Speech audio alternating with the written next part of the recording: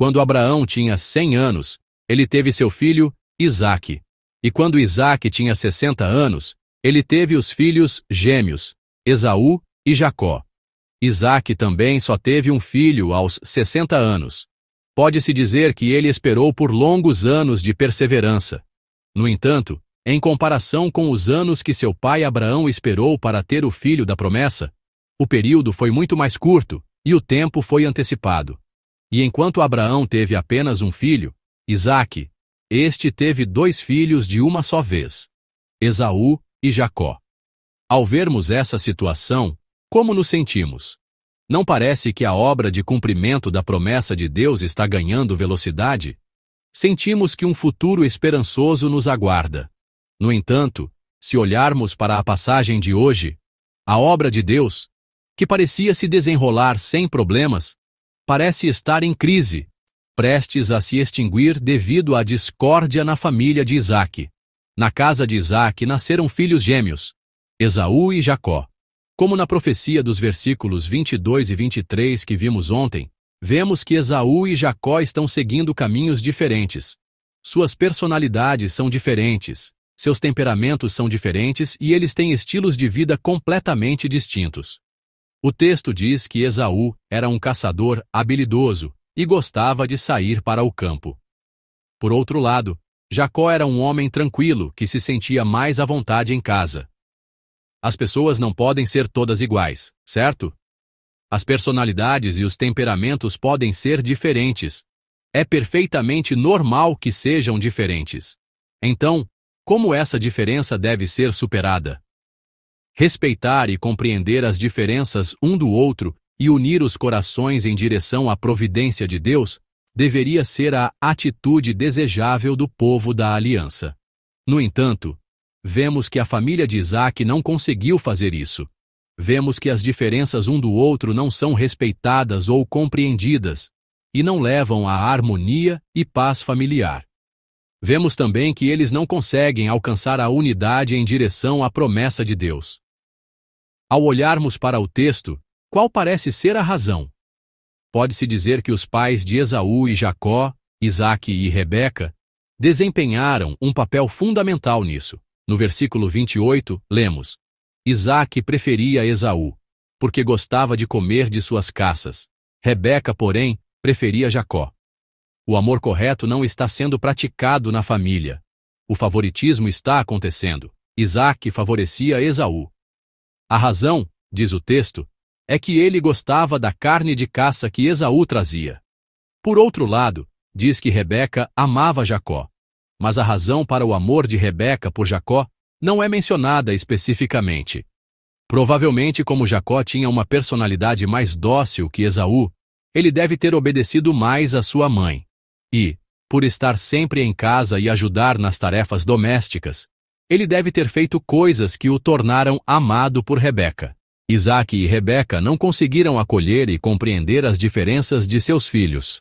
Pelo contrário, eles se apressaram em mostrar favoritismo, o que acabou por incitar o conflito.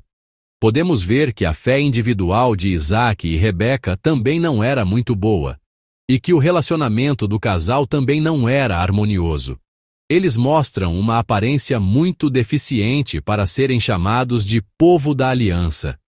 Essa aparência deficiente e inadequada da família de Isaque também tem uma má influência sobre os filhos. Jacó, o irmão mais novo, decidiu tomar para si o direito de primogenitura de seu irmão Esaú.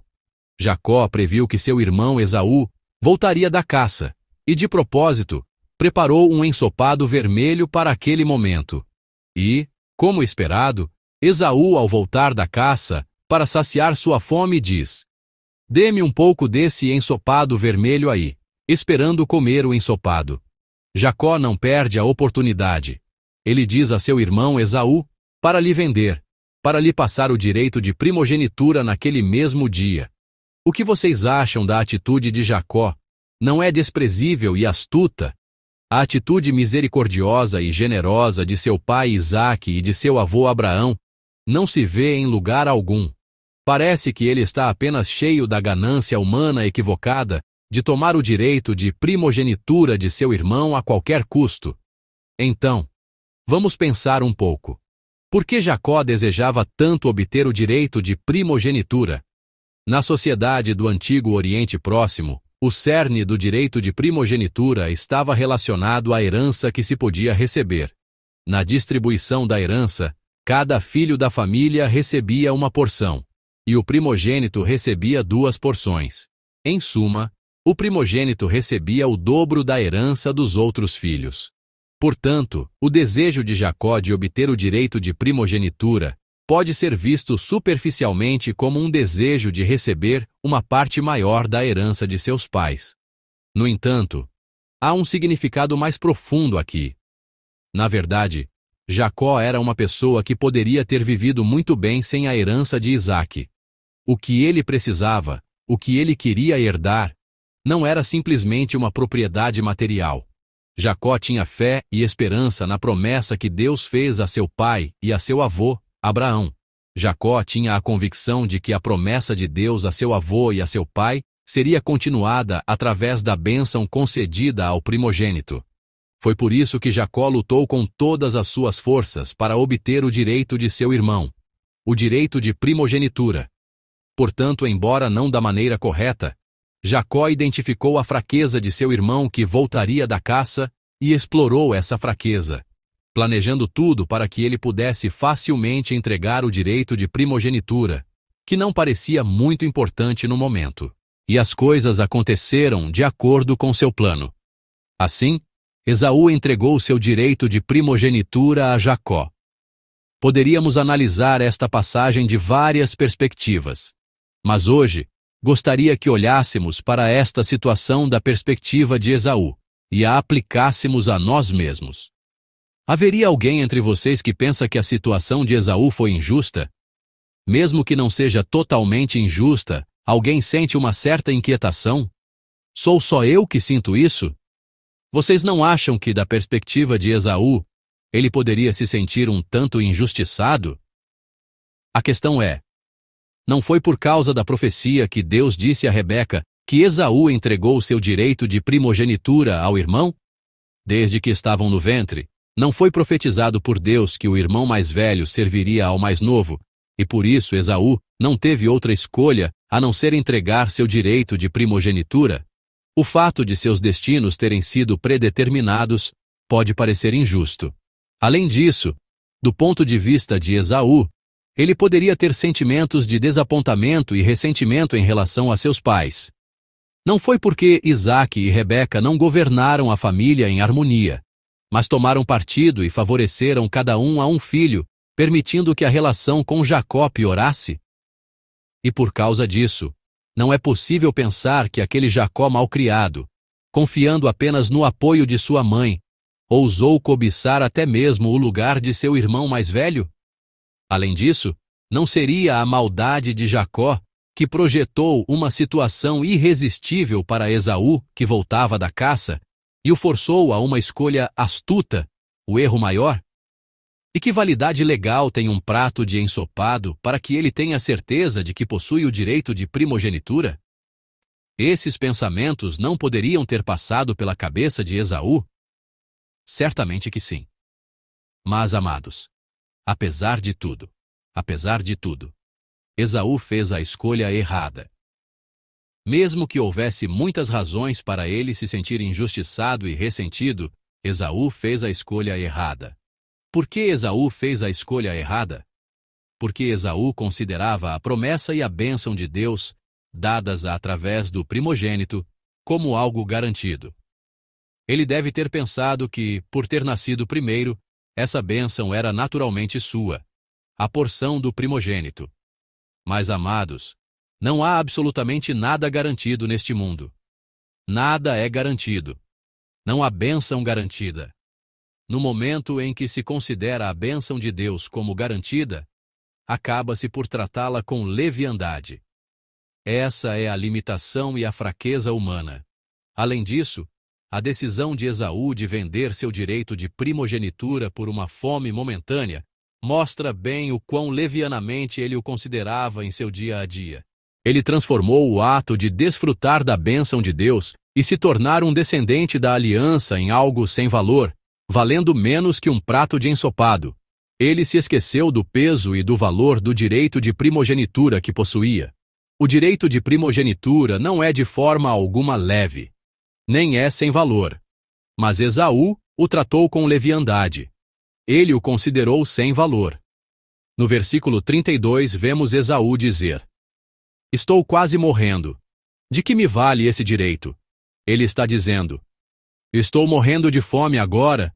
Que importa esse direito de primogenitura, o fato de eu ter nascido primeiro?